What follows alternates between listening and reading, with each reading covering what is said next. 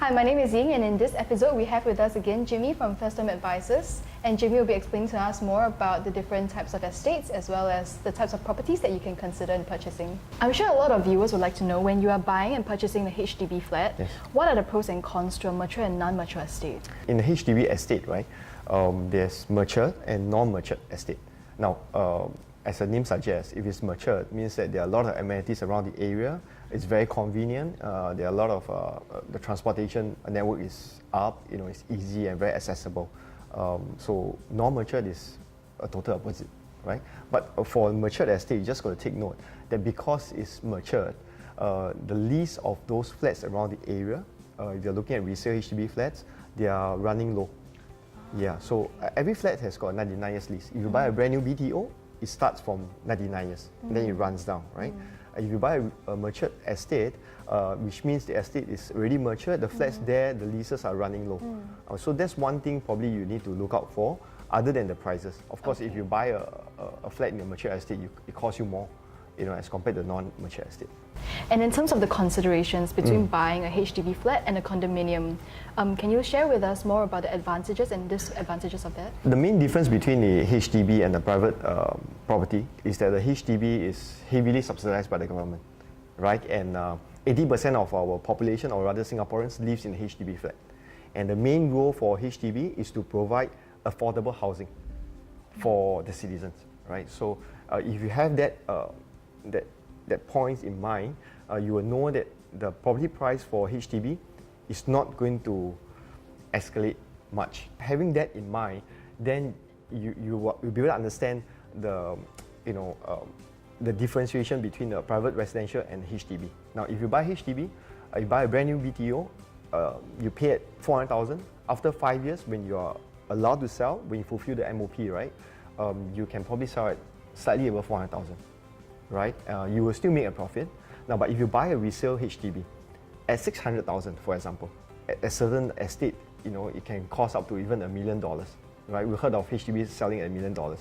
Now, after 5 years, you expect to sell above $1 million? It's a big question mark, right? So that's the difference. No, but if you buy a private condominium, you buy it $1 million, and 20% of the population lives in a private estate, right? Your competition, the supply is also lesser as compared to a HDB. Right? So the chance for your property to appreciate over time is also higher. Right? So there is a difference, but of course, not everyone can afford to stay in a private residential as their first home, right? Yeah. So a good start, if you can't afford, then go for BTO, right? Join the queue and go for BTO. Or if you want to buy a resale flat, buy one that is at certain number of lease left remaining. You don't buy a flat that is 600,000-700,000 and with running down leases. There's a segment of the property that I would like to focus on, which is the EC segment. I've taught a lot of this in our both seminars, and I always talk to couples, right? If you can afford to buy an EC and you're first-time homeowners, you should go for it. Right, because EC, you're buying below the market value, and after 5 years you can sell just like any private properties, right? But only restricted to PRs and Singaporeans. After 10 years, you can sell to foreigners, right? And EC, when you buy it, you are buying at least 20 to 30% below a private condominium price. Wow. Yeah, so a lot of couples don't know that, right? And even if they know that, they don't know whether they can really afford it. Yeah, so like I mentioned, earlier that so we do a financial calculation. Then I'll tell you exactly whether you can afford or you can't afford it. Definitely. If you can afford, what are the quantum that you should look at, right? And so that's important. Yeah, because I really think that EC is a no-brainer for people who can afford, right? And so that's one area, right? And you just continue to pay the loan, but there's this option for you to take out your equity. I'm sure all of us has enjoyed the sharing session with Jimmy today. So for more information, please follow us on the Blissful Brides YouTube channel.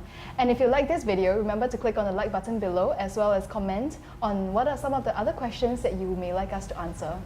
So thank you for being with us here today, Jimmy. Thank you. And we'll see you in the next episode.